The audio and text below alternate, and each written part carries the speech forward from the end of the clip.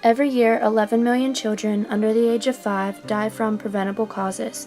This means more than 30,000 deaths each day.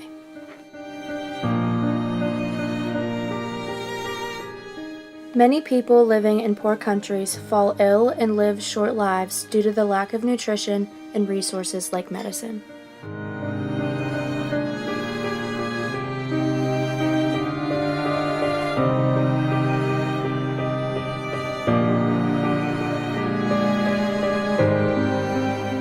Babies and toddlers die from diarrhea, chest infections, measles, and mumps.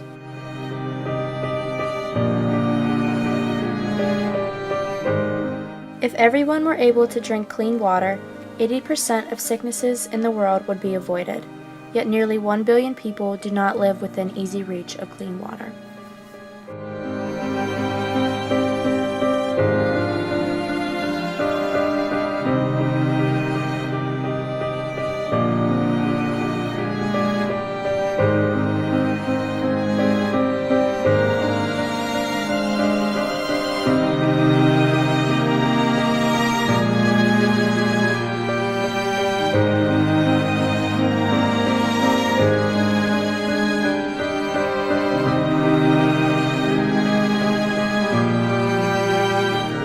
I think that it's not a hindrance to them. I think it does help them, and I think countries probably don't want to solely rely on our aid. So it would be a method of assistance while they would continue to develop resources on their own.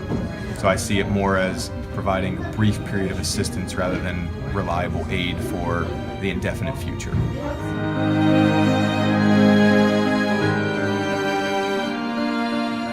On each country. I think there are some countries that are in more desperate need of infrastructure, and if given correct infrastructure, they could continue to develop on their own. There are some countries that have very basic needs of just food and medicine, and so I think those most basic needs should be met first, and then you can look at what additional things would help those countries. So I don't think there's a good universal answer for this. I think it's really dependent upon the circumstances of each individual country.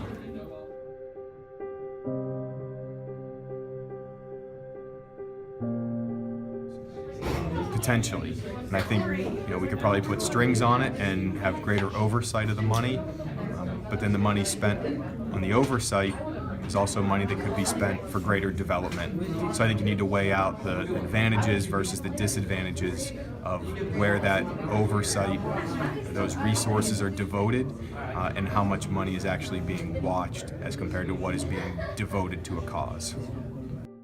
Because of the poor economic status, lack of nutrition, and overpopulation in these countries, it makes it more difficult for children to receive an education. Good education leads to higher paying jobs, but jobs aren't always available and they're hard to find without a good education. Classrooms are often crowded, therefore students will drop out of school because of the tough learning environment. They join street gangs as a way of getting money rather than getting an education to make a career out of it. So Honduras isn't the safest country in the world. It actually has one of the highest murder rates in the world due to the gang violence and the drugs coming in and out of the country. So security in the country is not the best. Actually, a 12-year-old girl told me once at a work site that she had been robbed on her way to school multiple times by the gang. And I think that was the hardest thing for me to hear because I don't speak a lot of Spanish, so the fact that I could make that out and that was coming from a 12-year-old was really difficult for me, and to know that those types of things happen every day there and that kids aren't protected, I think that's the hardest thing. So.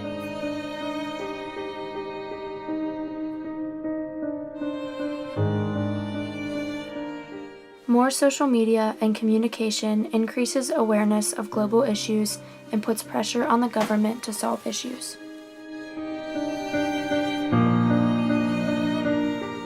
The lesser developed countries clearly cannot make adequate progress without outside assistance in the form of capital and technical know-how.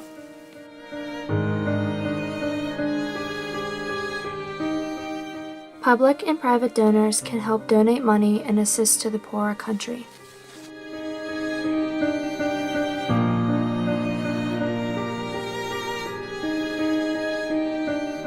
For example, missionary trips are a small way to make a big difference, not only in someone else's life, but in yours as well. I have gone down to Honduras for a total of 5 weeks in the past 2 years. We go down to Honduras to help build schools, and then we come back to the US and to campus and to try to fundraise for the projects that we worked on. So far I've had 2 experiences abroad. The first time was over the summer in Panajachel, Guatemala, and I stayed there for 6 weeks. I was doing an internship with a nonprofit called Maya Traditions, who works with local women artisans who backstrap weave, and they give them access to markets to sell their products.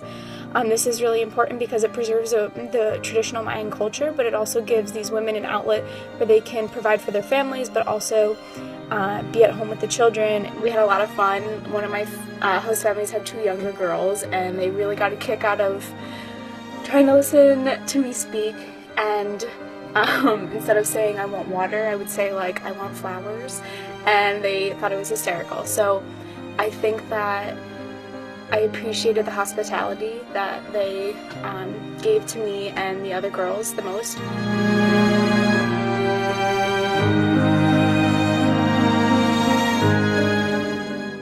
Some of the things that's going to happen when you look out and see what can I contribute to, what can I give, I guarantee you, ladies and gentlemen, you're going to have a voice that's saying, it's just no use. It's out of control now. There will be a voice telling you that you'll be wasting your time and wasting your energy and wasting your effort. I say don't listen to it. Listen to that still small voice that says, I can do something, and I ought to do it. We ought to do it. Disraeli said this: nothing can resist the will of a people that will stake even their existence on the extent of their purpose for good.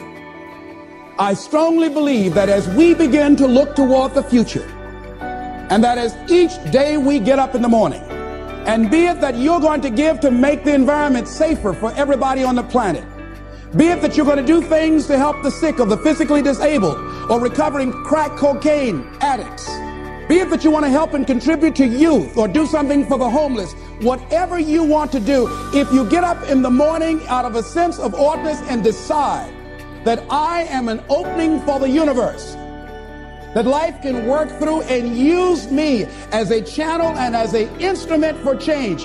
And each day we get up, we make it our personal business to make a difference in those areas that we're concerned about.